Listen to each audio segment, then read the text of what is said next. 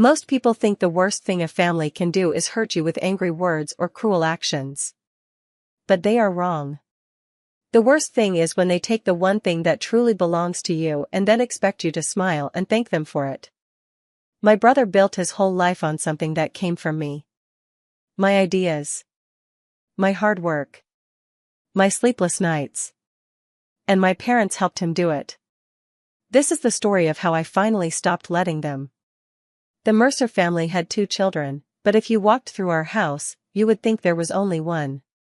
Photos of my brother, Landon Mercer, covered the hallway walls. Landon at graduation. Landon holding awards. Landon shaking hands with important people. Landon smiling in every picture. There was only one photo of me. It sat near the coat closet where almost nobody noticed it. I was 14 years old in that picture. I had won first place at a science fair. I was holding a blue ribbon and smiling nervously. Nobody in my family understood the project I had built. Nobody asked. Our home sat on a quiet street in a small Midwestern town. Neighbors waved from their porches. People talked about church events and football games. Success was measured by whose child made the family proud. My father, Graham Mercer, ran the house like a business. Everything had rules. Everything had expectations. And his favorite success story was Landon. My mother, Victoria Mercer, loved both of her children. At least that was what she always said. But she loved one of us louder. Much louder. And that was Landon. Landon was 27. Tall. Confident. Easy to like. He worked as a senior software developer for a large technology company. He was engaged to a beautiful woman named Savannah Hayes. Whenever my parents talked about him, their faces lit up. "He makes us so proud," my mother would say. Then there was me. Calla Mercer. 22 years old. Finishing my final year at a state university. My grades were excellent. I spent my days researching machine learning systems and advanced algorithms. My professors respected me. Some of them believed I had a bright future. But at family dinners, none of that mattered. Whenever I talked about my research, my mother would smile politely. "That's nice, sweetheart." Then she would turn toward Landon. "Landon, tell us about work." And just like that, I disappeared again. People think quiet people have nothing to say. That isn't true. We're quiet because we're watching. We're listening. We're noticing things other people miss. And eventually, I noticed something I could never ignore. The best thing about computer code is that it doesn't lie. People lie. Families lie. Code doesn't. Every night, after most students went home, I stayed in the computer lab. The room smelled like old coffee and warm computers. The lights buzzed softly overhead. Sometimes I worked until 4 in the morning. Sometimes later. For nearly 2 years, I had been building something special. An adaptive optimization system. A program that could learn from mistakes and improve itself. Every version was saved. Every update was documented. Every line belonged to me. My advisor, Dr. Vivian Sterling, was one of the smartest people I had ever met. She was strict, direct, and impossible to impress. The first time she reviewed my project, she sat silently for several minutes. Then she lowered her glasses and looked at me. "Calla," she said, "this is graduate-level work." I blinked. "Thank you." She shook her head. "No. You're not listening." She tapped my code. "This is exceptional." Nobody in my family had ever used that word about me. Exceptional. I didn't know what to say. A few weeks later, she handed me a brochure. It belonged to a prestigious university in Washington, D.C. I stared at it. "Apply," she said. "I don't think I'd get in." "You will. My parents think my current school is good enough." Dr. Sterling folded her arms. You deserve to be somewhere that sees you. I slipped the brochure into my backpack. I didn't tell my family. There seemed no point. At home, nobody asked about my goals anyway. Because all conversations eventually became about Landon. I kept backups of my work on a shared family cloud account. My father had created it years ago. Tax forms. Family photos. Important documents. It felt safe. I trusted it. That was my mistake. Because someone else had been looking through my files. And I wouldn't discover it until much later. Sunday dinners were sacred in our family. Every week, my mother cooked the same meals. The same dishes. The same routines. The same conversations. One Sunday, Landon arrived almost 40 minutes late. Nobody cared. Nobody complained. My mother smiled when he walked in. My father stood to greet him. Meanwhile, if I arrived 5 minutes late, I received a lecture. That night, Landon launched into another story about work. Predictive analytics. Data optimization. Processing systems. Pattern recognition. The more he talked, the more uncomfortable I became. Because I recognized the language. I recognized the concepts. I recognized the ideas. They were mine. I stared across the table. My father looked proud. My mother looked thrilled. I slowly set down my fork.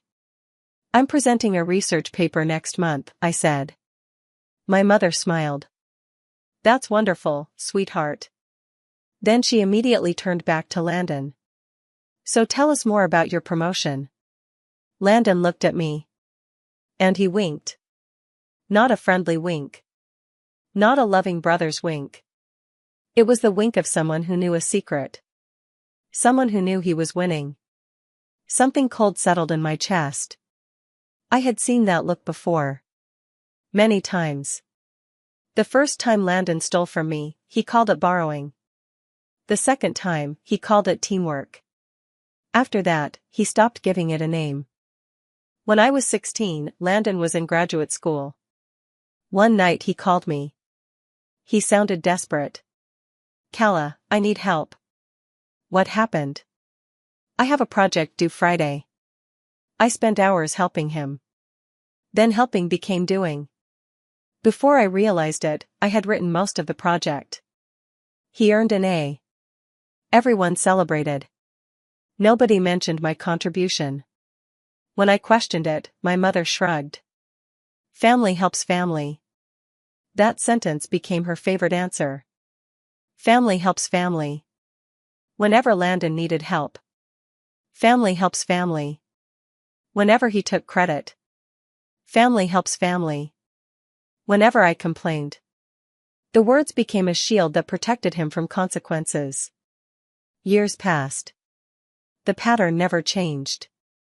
Landon called. I helped. He succeeded. I disappeared. Then came the project that changed everything. The project that helped him get hired by a major technology company. The project everyone praised. The project built on code I had written. Nobody knew. Not my parents. Not his professors. Not his employers. Nobody. At first, I convinced myself it didn't matter. Then the years piled up. Promotions. Bonuses. Awards. Everything built on stolen work. And still my family praised him. One afternoon, I received a prestigious scholarship. The kind students dream about. My hands were shaking when I called my mother. Mom, I got it. That's wonderful, sweetheart. Then her voice brightened. Oh. I almost forgot. I already knew what was coming. Landon is getting engaged. Of course he was. The conversation became about him within seconds. Again. Always. A few months later, I presented my research at an academic conference. Scientists asked questions. Researchers praised my work. It was one of the proudest moments of my life. Nobody from my family attended. That same week, they traveled to watch Landon receive an employee award. Photos flooded the family group chat. Smiling faces. Celebrations. Congratulations. I stopped expecting support after that. Not because I gave up. Because I learned the truth. You can't miss something you've never really had.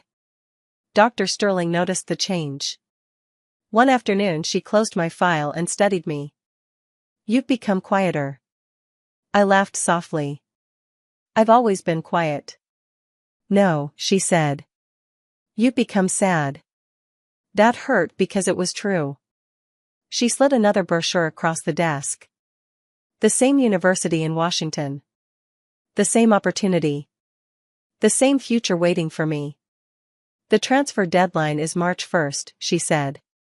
I took the brochure. This time I didn't put it away. This time I started thinking seriously. Maybe I really could leave.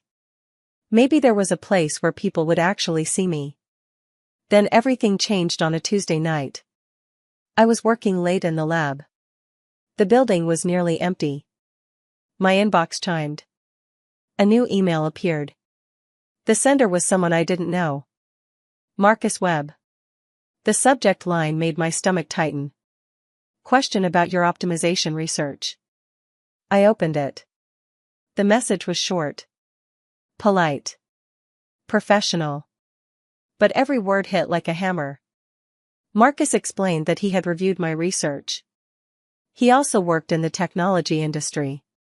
While reading my paper, he noticed something strange. The system described in my research looked almost identical to a major analytics platform developed by Landon. Did we collaborate? That was his question. Did we collaborate? I stared at the screen. My heart pounded. Slowly, I opened Landon's company profile. Then his technical articles. Then the project descriptions. I felt sick. The architecture was mine. The structure was mine. The logic was mine. He had changed names and labels. Nothing else. I opened the family cloud account. Access history. My stomach dropped. 47 entries. 47 times Landon had opened my files. 47 times. Late nights. Weekends. Holidays. Years. I sat frozen. The lab was silent. The computer screens glowed around me. I wasn't shocked anymore. Some part of me had always known. Now I finally had proof. 6 years. 6 years of theft. 6 years of lies. 6 years of watching him build a career on work that belonged to me. I should have been crying. Instead, I started making a plan. The next afternoon, I sat in Dr. Sterling's office. She read every document. Every access record. Every piece of evidence. When she finished, she looked up. What do you want? Justice. She nodded slowly. Good. Then she asked the most important question. Do you want revenge, or do you want a future? I thought about it carefully. Because those weren't the same thing. If I exposed Landon immediately, my parents would probably stop paying tuition. I could lose everything. My apartment. My final semester. My education. And Landon would still have his career. No. I needed patience. Real patience. The dangerous kind. The kind that waits. I looked at Dr. Sterling. I'm applying for the transfer. For the first time, she smiled. I already wrote the recommendation letter. That night, I submitted my application. Then I went home for Sunday dinner. I smiled. I laughed. I passed dishes around the table. I listened to Landon brag about his success. Nobody suspected anything. Not yet. Because sometimes the strongest people are the ones who know exactly when to stay silent. And sometimes silence is not weakness. Sometimes silence is preparation. 3 months later, an email arrived before sunrise. I opened it with shaking hands.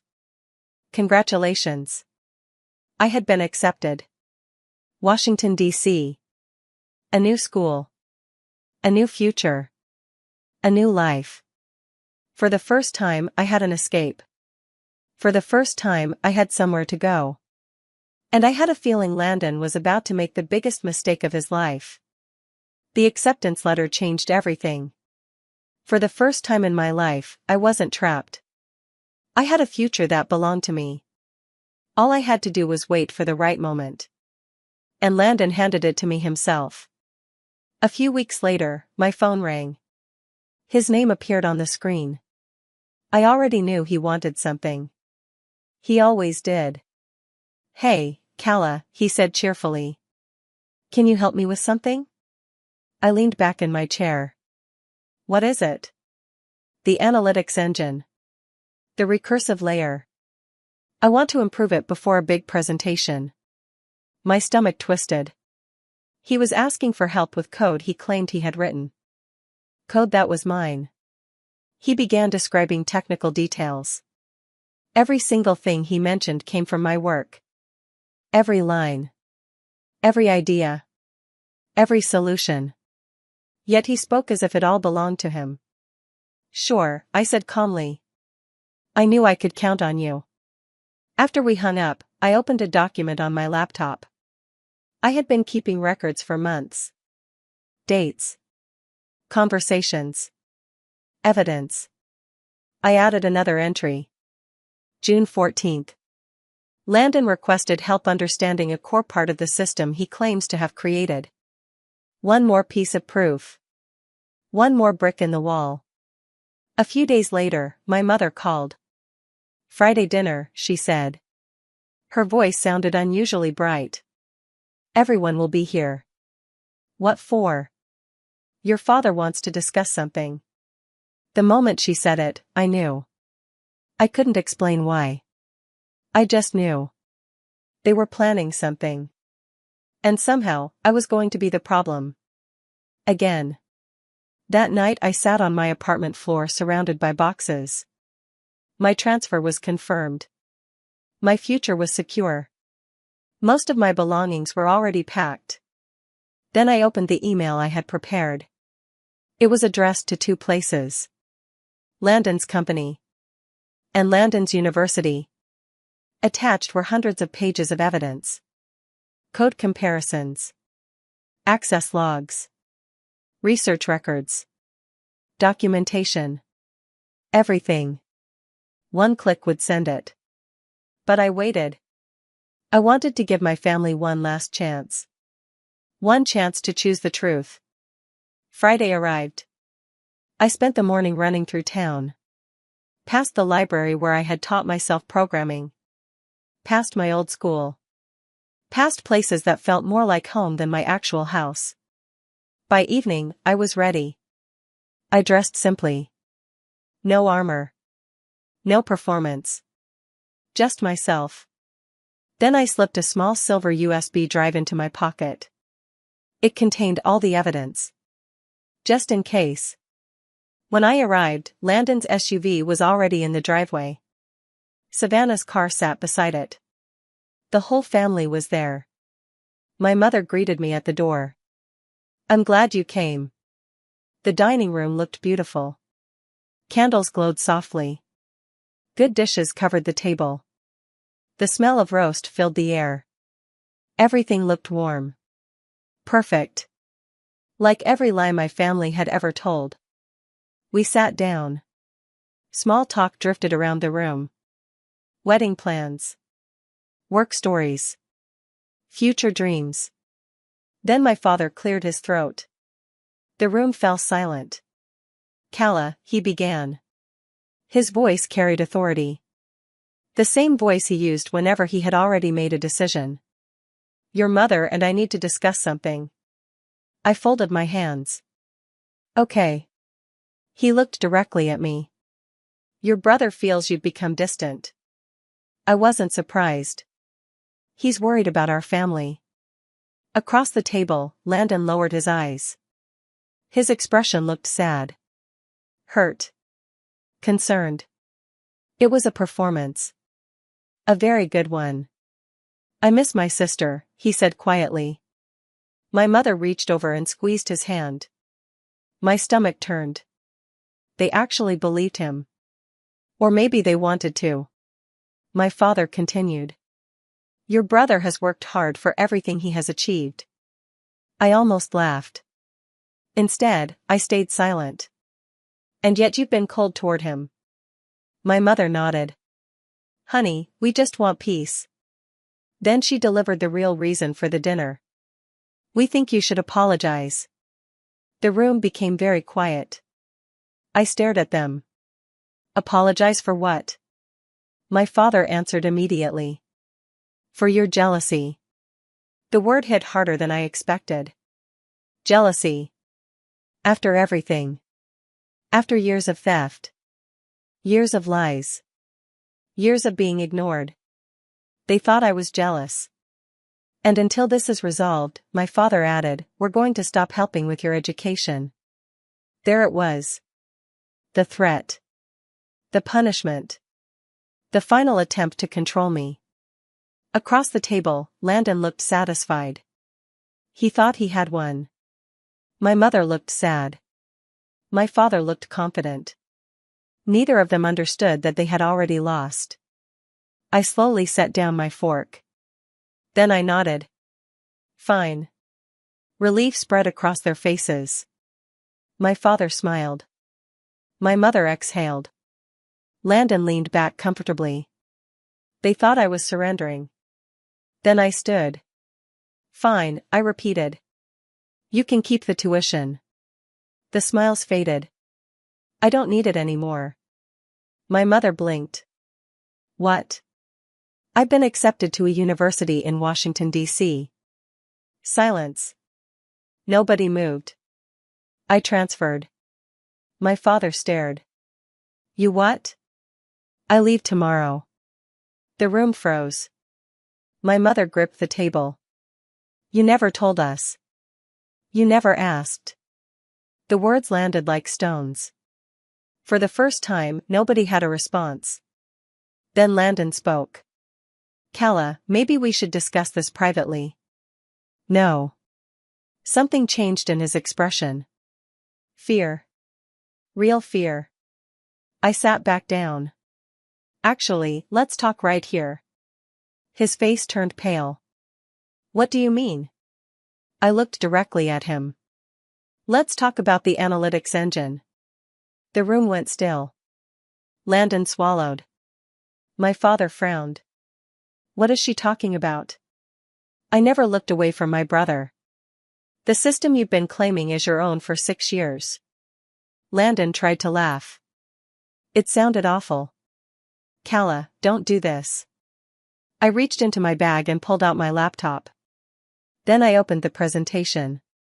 2 columns appeared on the screen. My work. His work. Side by side. The similarities were impossible to ignore. My father leaned forward.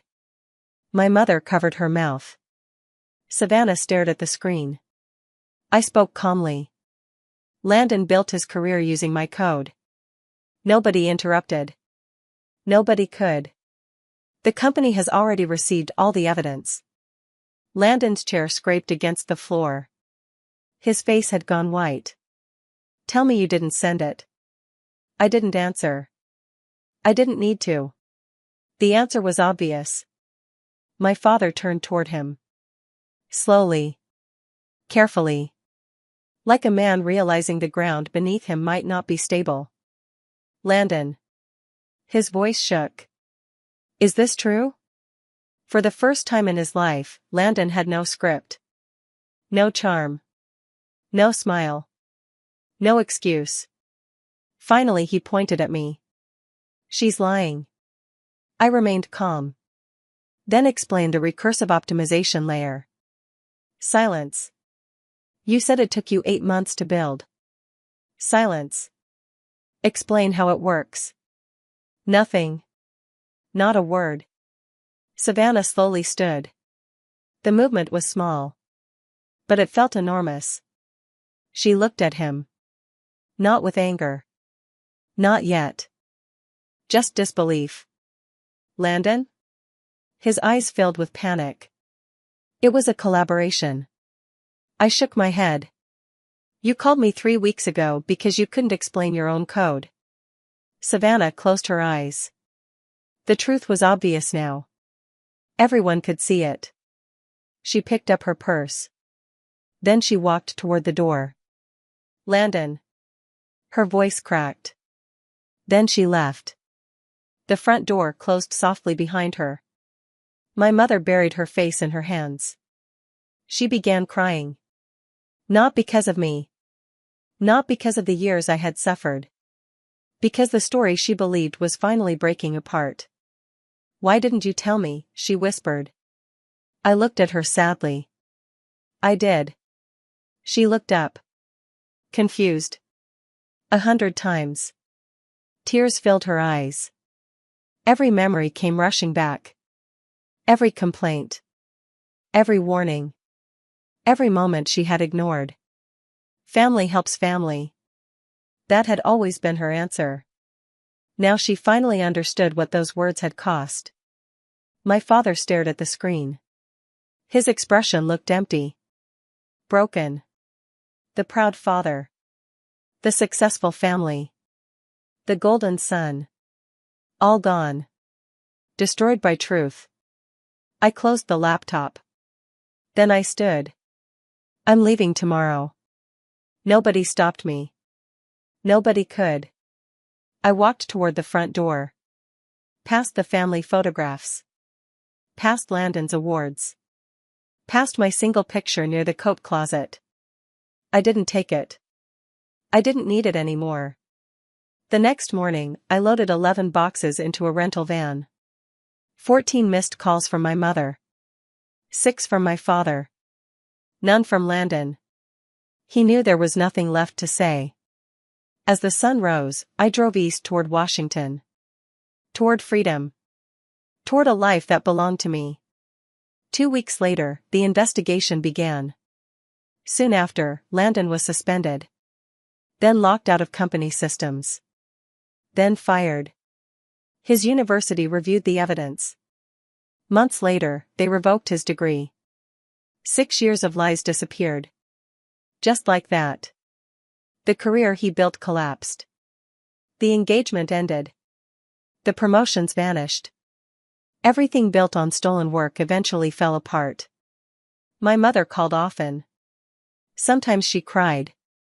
Sometimes she apologized. My father called once. Only once. I'm sorry, Kala. It was the first genuine apology I had ever heard from him. But apologies don't erase years. They only acknowledge them. Life in Washington was different. Professors respected me. Students listened to me. People cared about my work. For the first time, I wasn't living in someone's shadow. I was finally standing in my own light. A year later, my research was published. I held the journal in my hands and stared at my name. Kala Mercer. My work. My ideas. My future. Nobody could take them. Not anymore. People often ask if I hate my family. I don't. Hate keeps you trapped. Hate keeps you looking backward. I chose something else. I chose myself. Some families teach you how to love. Mine taught me how to leave. And leaving turned out to be the most loving thing I ever did for myself. The truth is simple. I didn't destroy my brother. I just stopped holding up the floor beneath him. And when the truth finally arrived, everything built on lies collapsed on its own. Thank you for listening to this story. If it touched your heart, remember this. Never let anyone convince you that your hard work belongs to someone else. Know your worth. Protect your voice. And never be afraid to choose yourself when nobody else will. If this story moved you, don't forget to like the video and subscribe to the channel for more real-life stories like this. And tell me in the comments, what would you have done in my place?